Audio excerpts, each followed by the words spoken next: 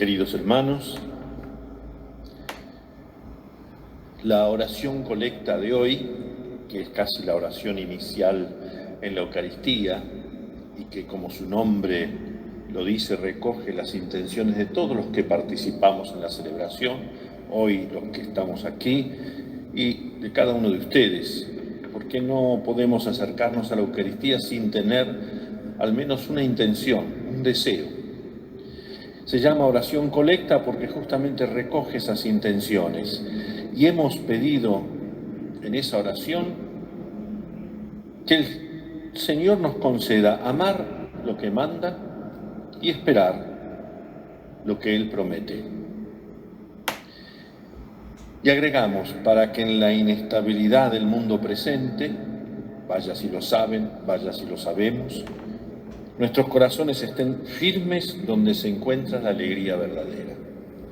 Bastaría esta oración para darle un cauce a nuestro corazón que pide rienda hacia la fe, la esperanza y el amor, que son las virtudes teologales que Dios ha sembrado en nuestra alma, donde se afirman ese convencimiento, la fe, esa dirección hacia dónde vamos, la esperanza y esa fuerza interior que no viene de un esfuerzo de voluntad, sino como don de Dios del amor. La esperanza es el gozo o la fruición anticipado de lo futuro, de lo que nos espera. Esa es la esperanza. Pero la gloria, es decir, aquello que esperamos es la gloria, estar con Dios, es el gozo definitivo de lo que esperamos. Y esto es mucho más que un juego de palabras. Si hablamos de preguntas a Dios y de preguntas de Dios a nosotros, diría que en el Antiguo Testamento la figura más paradigmática de todo esto es Job. Y a propósito, lo traigo a colación hoy a Job, a pesar de que no hemos leído ninguna lectura de este libro tan especial, porque vivimos tiempos de pandemia, de dificultad, de enfermedad, de muerte. No voy a yo deshojar las margaritas de todo lo que nos está pasando. El sufrimiento de los seres queridos que no pueden acercarse a los que padecen la enfermedad y mueren. Todo a distancia, todo virtual. Y aquí estamos nosotros celebrando la Eucaristía en una catedral vacía, gracias a Dios llena de los corazones de ustedes y de los que celebramos este domingo, Día del Señor. Job es una figura paradigmática de las preguntas y del sufrimiento que provoca y arranca de nuestro corazón las preguntas más profundas. Porque a Job no le basta con el ya pasará. Como a ninguno de nosotros nos basta que nos respondan, bueno, pasará, pasará y el dolor se curará o cosa por el estilo. Nosotros alimentamos ciertas expectativas, pero llega un momento que estas expectativas se acaban. Las esperábamos en marzo porque, bueno, 15 días y después vinieron otros 15 y ya vamos sumando, en una especie de ahorro forzoso de cuarentena que ya lleva más de 150, ya llegamos casi a 155 días. No me quejo de eso, estoy constatando hechos, simplemente sacando una fotografía a lo que te pasa, a lo que me pasa y a lo que nos pasa. Pero las preguntas más profundas podrían formularse así. ¿Cómo Job las formula? ¿Qué sentido tiene todo esto? ¿Cuál es la explicación? ¿Por qué nos pasa esto? ¿Para qué? Y yo no estoy reduciendo una respuesta a los infectólogos, sociólogos, psicólogos, médicos, oncólogos o todos los profesionales, sino me animo a levantar la mirada al cielo y a preguntar a Dios, y no como un mero tango, decir por Dios que me has dado, como dice ese tango, sino ¿dónde estabas? ¿Dónde estás, Señor? ¿Dónde estás? Y cuando Job, cansado de preguntar, se anima a levantar la mirada al cielo y no solo a sus amigos que le responden todos los es por eso que no satisface su deseo de saber el fondo de la cosa, le pregunta a Dios, prácticamente retándolo a duelo, bajá y decime por qué.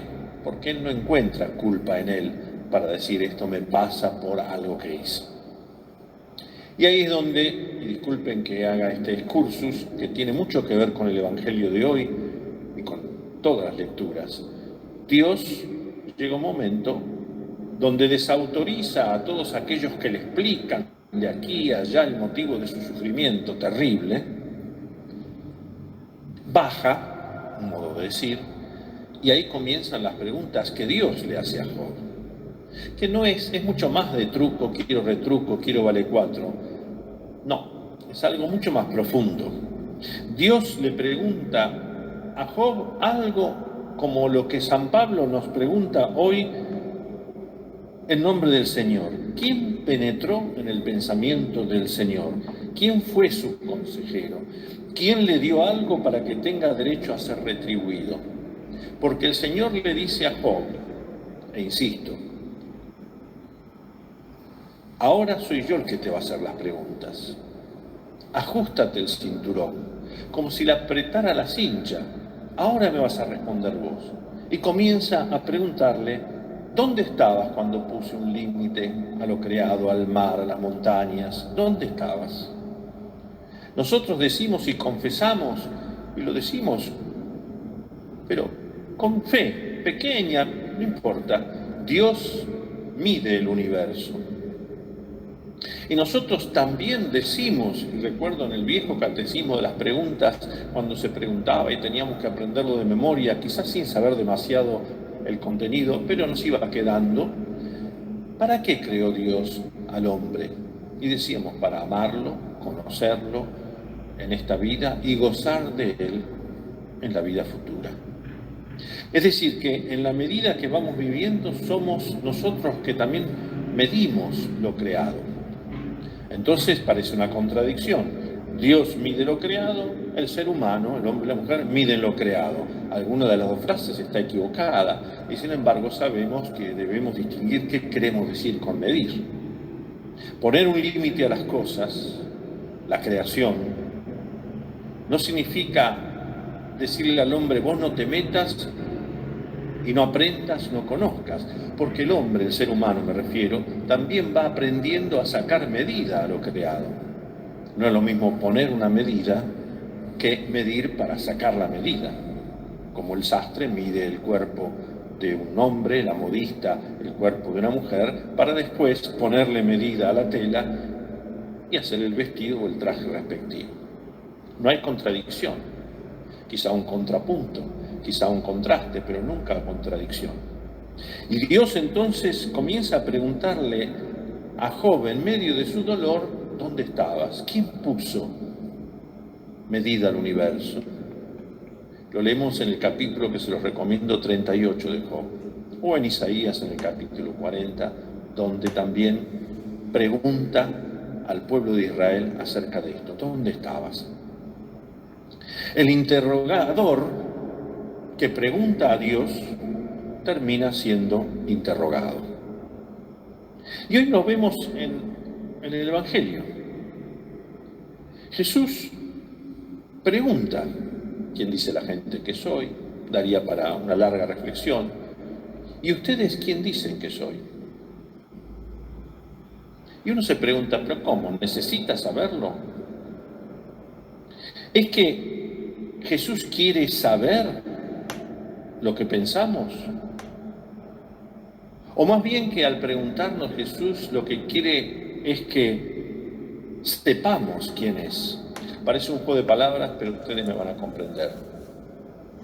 No quiere saber si sabemos, sino quiere que sepamos. Y la respuesta de Pedro nos hizo esperar. Es una respuesta acerca de la identidad de Jesús. Hoy en día, una gran cuestión personal y comunitaria es quién soy, quiénes somos. En lo personal vivimos creciendo preguntando a los demás acerca de la propia identidad. Y en este momento de la Argentina también nos preguntamos quiénes somos, a dónde vamos. Algunos lo dicen golpeando el periódico, el diario, diciendo ¿a dónde vamos a ir a parar? Unos se quejan, otros aplauden. No me refiero a esto, ni estoy yo para responderlo. Pero buscamos en la vida, especialmente en quién nos ama o en quienes nos ama, la confirmación de esa identidad. Y no por adulación, porque muchos nos van a decir lo que queremos escuchar, acariciar los oídos. No por la adquisición de bienes, yo soy esto y esto y esto y esto por las cosas que tengo. No por la autorreferencialidad de los títulos que puedo tener o mi historia no clínica, sino historia de conquistas, no. Busco la identidad y Pedro la encontrará al responder por la identidad de Jesús. Tú eres el Cristo, el Hijo del Dios vivo. Y después de ensayar en el grupo de los apóstoles, Juan Bautista, Elías, el profeta, todos tenían a Jesús por profeta, pero acá hay algo más. Tú eres el Cristo, significa el Mesías, el Hijo del Dios vivo. Y es verdad que esa frase, respuesta de Pedro, es como una semilla destinada a fecundar la vida de la Iglesia y a ir desplegándose a lo largo de los primeros siglos de la Iglesia, que va profundizando en el contenido de esa frase tan pequeña. Recién hemos rezado este himno de alabanza y gloria, y le hemos dicho a Dios, tú eres esto, y Jesús tú eres, y el Espíritu Santo, como desplegando eclesialmente, es decir, como una comunidad, lo que Dios es. Y lo que parece un misterio con minúscula, se revela como un misterio con mayúscula. Y el misterio con mayúscula de Cristo nos revela el misterio de la propia identidad. Y la primera lectura de hoy de Isaías acerca de este personaje que es desechado y otro que parecía que no era importante, que es puesto y se le dan las llaves y permanecerá como una estaca, es decir, con una firmeza en la casa de David, es el misterio de los misterios de cada uno de ustedes y del mío, que es el misterio de la elección. Nosotros somos los primeros que criticamos la elección que alguien hace de otro. Pero si este, desde cualquier hijo de vecino hasta el mismo, por decirlo así, sucesor de Pedro, vicario de Cristo, Papa. Como no cabe dentro de los límites de nuestras expectativas de los misterios misteriosos con minúscula, queremos otro, no es como el de antes, espero que otro sea distinto, y pretendemos que todo cambie a nuestro capricho.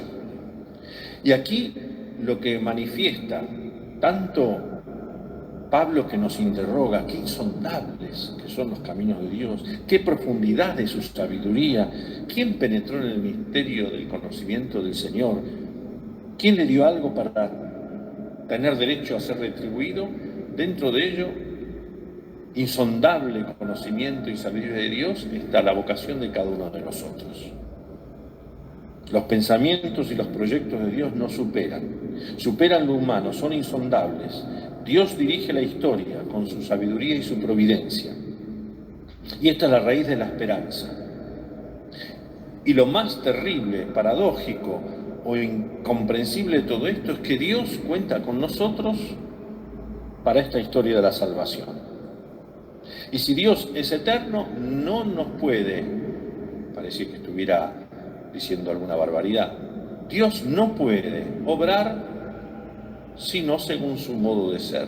Y si Él es eterno, la elección de cada uno de nosotros, no me refiero solo a Pedro, pero hoy en el Evangelio está la figura de Pedro, lo elige desde la eternidad y para la eternidad. Dios está en el punto de arranque de nuestras vidas, en el camino de nuestras vidas y en la meta. Origen, guía y meta. Y San Pablo lo sabe muy bien. San Pablo dirá a los corintios, nadie puede decir Jesús es el Señor si el Espíritu Santo, es decir, Dios mismo, nos inspira. Y es el mismo Señor Jesús en el Evangelio que se va revelando a los apóstoles o a través de sus preguntas, las preguntas del Señor a los apóstoles o de los apóstoles al Señor. Yo soy el camino, la verdad y la vida, el buen pastor, la resurrección. Yo soy el maestro. Yo soy el pan vivo. Yo soy la luz del mundo. Dios es Dios.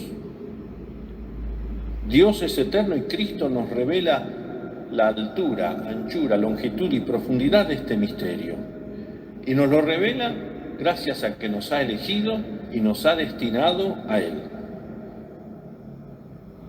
Dios no puede sino elegir y destinarnos desde la eternidad y para la eternidad, si bien lo vamos descubriendo poco a poco en nuestra historia.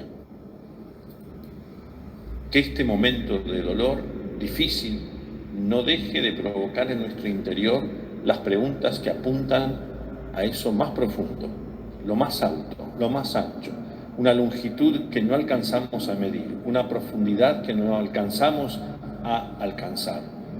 Entonces llegaremos al misterio de Dios, que no es el misterio misterioso, en minúscula, de un Agatha Christie, de un Sherlock Holmes o del detective de turno que tiene que andar pispeando, sino el misterio de Dios que se revela especialmente, y esto es lo increíble, en nuestra elección. Nadie, termino, deja de dormir pensando cada día qué significa esto del Verbo encarnado. Un verbo que se encarna, la palabra de Dios que se encarna. Sí, en la medida que vamos rezando nos maravillamos, pero siempre nos sorprende y nos quita el sueño que él, que yo hablemos en nombre de Dios, pero por favor. Y sin embargo, Dios nos ha elegido a todos de antemano, y no me refiero al límite de los futuros curas, de los ya curas y de los que no tienen cura, sino de cada uno de nosotros, elegidos por Dios.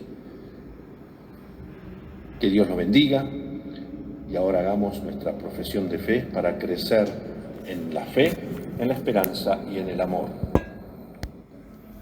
Creo en Dios